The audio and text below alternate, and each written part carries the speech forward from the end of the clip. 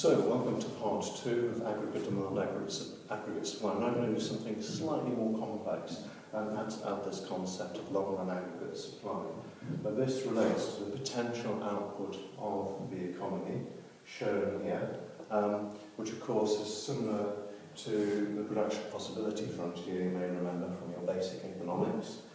This shows the potential output of the economy and different levels of output of product A and product B. This shows potential output, and so does long-run aggregate supply.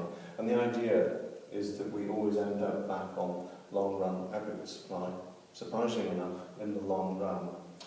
Now, if you discovered more natural resources such as oil, or you increase the quantity and quality of the factors of production in any other way, such as an increase in the working population, then of course the production possibility frontier would shift outwards. And indeed this is what happens to long-run aggregate supply.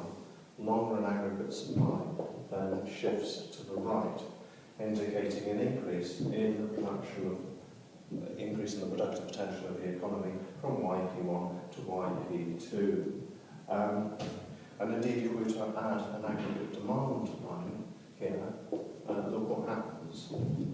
We now move from a price level of P1 down to a price level of P2.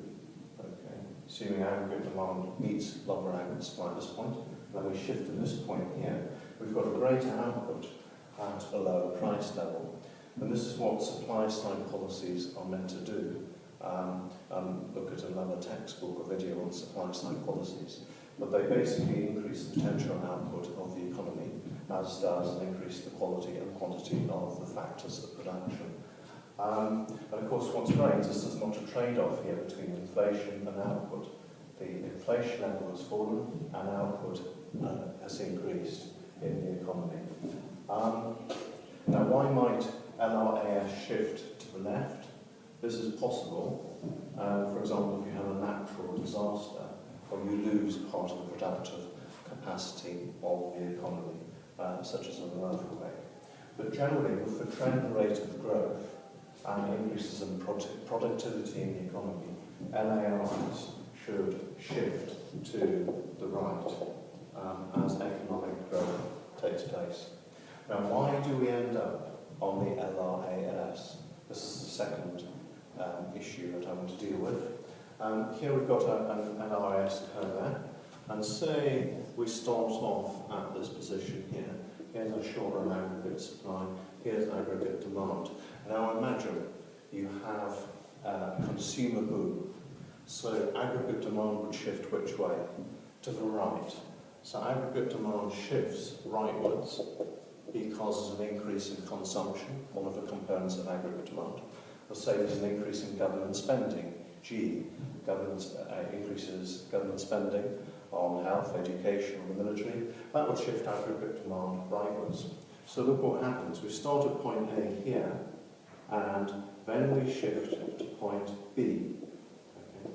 And look, we go beyond the potential output of the economy to Y1. Now, can this last for long? Perhaps not, because what will happen is inflation will start rising, and there'll be a shortage of workers. So workers will demand high wages, and that will push up costs. Well, as you know, when costs increase, short-run aggregate supply will start shifting leftwards. It'll keep on shifting leftwards until we get to this point C. Okay. So we now go to SRAS2, and we go from A to B to C, therefore. And we've ended up back at our potential output, but with a higher level of inflation in the economy. And so this increase in output to Y1 was only a temporary increase. Okay. At Y1, really, we have an overheating of the economy, where the economy is trying to grow too quickly beyond its potential output. For example, people might be paid more to work overtime. The real shortages occurring in the economy, and therefore costs will go up, and we shift from B to C. Now, could it actually happen the other way around? If aggregate demand shifted to the left, so suppose we go to AD3, okay, why might that occur? It could occur because, for example, of a negative output. So why might that occur? It could possibly occur because there's a negative net wealth effect. It could occur because of fall in consumption or fall in government expenditure, such as deflationary fiscal policy. So this is going to shift us from point A to point D. At point D, okay, we're going to be at a level of output below the potential output.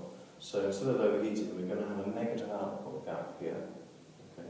But what is going to happen at point D?